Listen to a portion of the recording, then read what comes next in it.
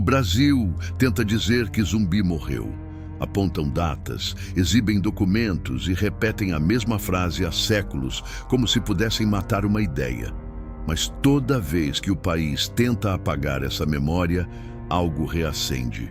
Uma chama no canto da história, um sussurro no vento do quilombo, um passo firme no chão de terra vermelha. Zumbi não morreu porque existe fogo que não apaga. Existe memória que não aceita silêncio. Existe nome que não desaparece quando o corpo cai. Há quem tente esconder a verdade atrás da data de 1695, mas ali só morreu a carne.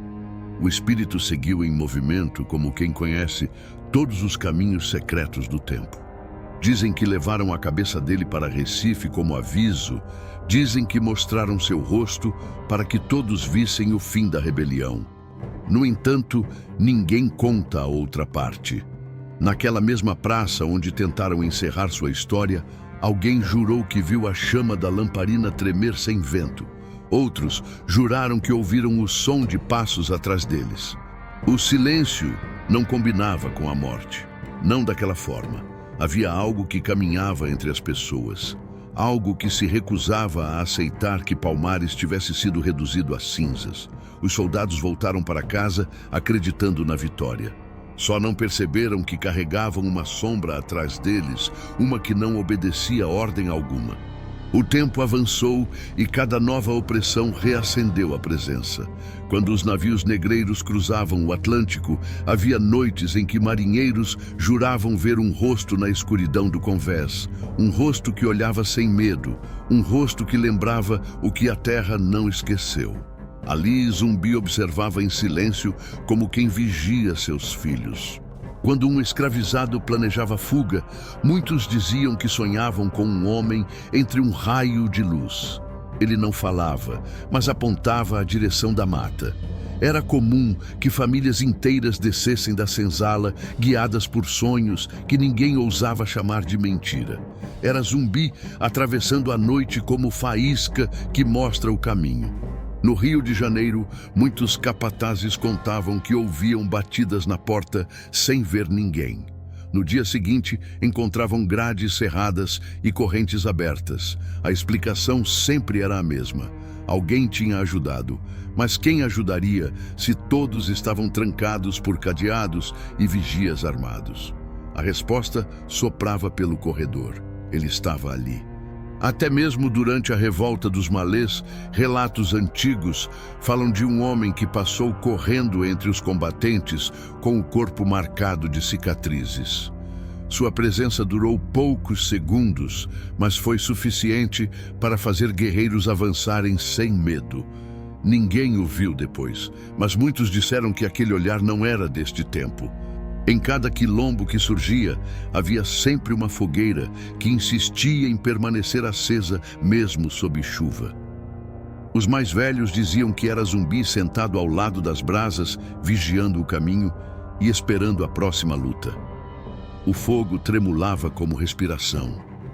O vento mudava de direção como se alguém tivesse acabado de levantar. Os séculos avançaram, mas o chão continuou ouvindo passos. Quando o Brasil fingiu que a escravidão tinha acabado em paz, havia quem jurasse que sentia a presença dele atrás das procissões e celebrações falsas. Zumbi caminhava entre as ruas, olhando para um país que tentava sorrir enquanto escondia as feridas que ainda sangravam. E quando movimentos negros começaram a se organizar, o impossível voltou a acontecer. Pessoas de lugares diferentes diziam ter a mesma visão. Um homem alto, silencioso, com olhos que pareciam atravessar o tempo. Alguns o viram no alto de morros, outros em vielas escuras, alguns durante protestos, outros durante vigílias. Zumbi reaparecia onde a injustiça queimava. Ele sempre caminhava devagar, mas ninguém conseguia se aproximar. Bastava piscar e ele desaparecia, deixando apenas a sensação de que a luta tinha mudado de direção. Como se ele empurrasse o futuro com as próprias mãos. Como se ele lembrasse que a resistência nunca é solitária.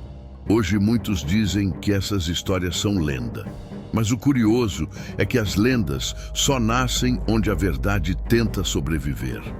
Zumbi não morreu, porque existem vidas que continuam mesmo quando o mundo tenta apagá-las. Ele só se escondeu no tempo, esperando que alguém acendesse novamente a chama que ele guardou com o corpo. E se você sente um arrepio quando ouve o nome dele, talvez não seja medo.